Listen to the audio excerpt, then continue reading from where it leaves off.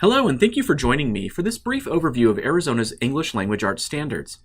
In this presentation, we will talk about what the standards are, how the Arizona English Language Arts Standards were created, the main focus of the standards at different grade levels, and strategies that you can use at home to help your student achieve lifelong literacy. We will begin by defining some key terms related to all standards. Standards are what a student needs to know, understand, and be able to do by the end of each grade level. They build upon each other each year in a clear progression so that students master these essential skills by the end of high school. Standards are adopted at the state level by the Arizona State Board of Education. Standards are what a student will learn. Curriculum refers to the resources, books, and materials that schools use to teach students the standards. These choices are made at the local level by individual schools and districts because they best know the needs of their students. Next, we have instruction, which refers to the specific strategies and techniques that individual teachers use with their students to help them progress through the curriculum in order to master the standards. Curriculum and instruction are how students are taught.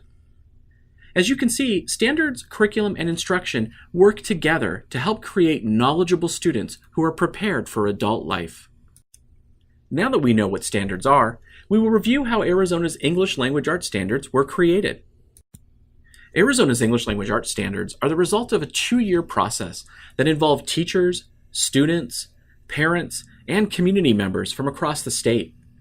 These standards were adopted in December of 2016 and officially replaced the previous standards used by the state.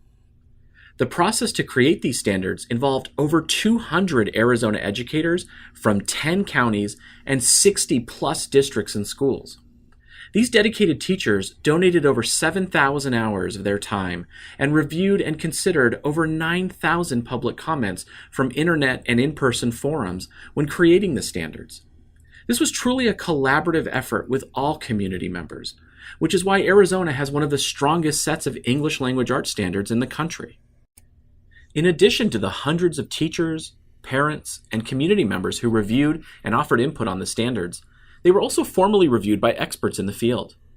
In particular, professors from Northern Arizona University and the University of Arizona reviewed the kindergarten through 5th grade standards to ensure that they are developmentally appropriate for our students.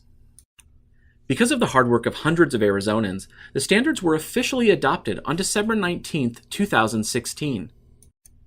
We've talked about what standards are and how Arizona's English Language Arts Standards were created, so let's discuss the standards themselves and how parents can best support their students at home as they work to become lifelong readers and writers.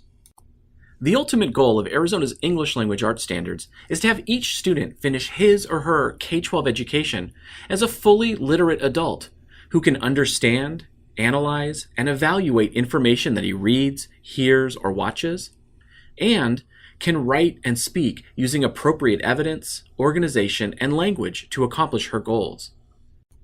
Now that we know where we want students to finish, let's take a look at what they will learn along the way and how you can help support their learning. Our youngest students begin the road to lifelong literacy by learning to read and write. In kindergarten through 3rd grade, the standards will focus heavily on the following elements: oral vocabulary, which refers to how many different words a student understands when he hears them. The bigger a student's oral vocabulary, the more easily he will transition to reading. Students will also focus on learning to recognize specific sounds in the English language and to recognize the different letters that make those sounds. As they learn to recognize sounds and letters, they will move on to reading words. Students will begin by reading simple words and sentences and will soon progress to reading fluently, which means they will read at an appropriate rate to understand the text. While all of this is occurring, they will also work on their ability to comprehend what they are reading, to understand what the words are saying and the meaning behind them, which is the ultimate goal of learning to read. As writers, students will learn to first write letters, then spell simple words, and will ultimately be able to write quickly and easily in print and cursive. To support and enrich what your student is learning in these early grades, it is vital that you converse with your student every day. Ask her questions, ask her to describe events and feelings, and ask her to tell you stories. The more a student hears and speaks at a young age, the more words she will already know as she starts to read, which will make for a smoother transition to text. In fact, Students add thousands of new words a year to their vocabularies just from talking with people in their lives. In addition to speaking with your student, be sure to read, and read some more with him. Reading at least 20 minutes a day with your student gives him the foundation he needs to be a fully literate adult.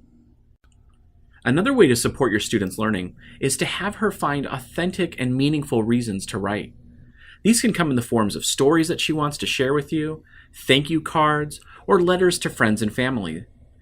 At heart, you want to provide your student with daily opportunities to use, hear, and interact with language. As your student moves from 3rd to 4th grade, he transitions from a focus on learning to read to reading to learn. From this point on in his education, much of what he learns will come from reading and discussing texts. In particular, the 4th and 5th grade standards focus on finding the central idea and theme of an article or story, making inferences while reading, which involves using context clues from the reading to make a judgment, using specific evidence from a text to support her ideas when speaking or writing, organizing his written and spoken ideas so that they are easy for the audience to follow, building her vocabulary by studying the parts of words, such as roots, prefixes, and suffixes, and using proper spelling, grammar, and punctuation. When your 4th or 5th grader is out of the classroom, you can continue to build his reading and writing skills by continuing to read and read and read with your student. If your student is reading a book for school, read it too so that you can talk about it together and build her understanding of the story. Get your student hooked on a book series. Studies have shown that students who read book series are more likely to become lifelong readers. Have your student summarize and discuss what he is reading. Talk to your student about what you are reading. And ask your student to provide reasons to support her ideas or requests. Take full advantage of the learning opportunity of having your child explain multiple reasons why he or she deserves the new toy they have been constantly requesting. As it was in grades K through 3, the key at these grade levels is constant and meaningful exposure and interaction with text. Just as they did when your student moved from early to upper elementary, the expectations continue to rise for students as they enter 6th through 8th grade. In these grades, students will begin to really develop and hone the analytical skills that they will use in high school. Students at this grade level will be asked to read increasingly more complex texts, as they have each year of their academic career. They'll not only find the central idea or theme of a text, but explain how the author used specific details to develop it. They'll recognize literary elements, such as characterization, and figurative language, such as metaphors, and analyze how they impact the text. They'll cite effective evidence to support ideas when speaking or writing, build effective arguments, address opposing viewpoints in those arguments, and continue the work of building an academic vocabulary. While it may seem more difficult to support your students directly as they progress through school, you can still be a vital part of the teaching team. Continue to read with your student. As you did before, read the same book she is reading in school so that you can discuss and analyze it together. Find books, magazines, and appropriate websites that match your student's interest. At this age in particular, interest drives engagement, so don't hesitate to give your student books and texts that relate to topics they love. Students are much more likely to read when they have had a choice in what they read. When your student is producing a piece of writing, have him explain the central idea, the theme, and the key ideas to you. As your student gets older, she will start to be involved in making bigger decisions about her life, such as what extracurricular activity to pursue at school. So have your student do research before making those important decisions to show how important it is to be informed. Finally, though they may swear they don't, students at this age still model what they see at home. So it is important for you to talk about how reading and writing impact your life, and for you to let your students see what you are reading.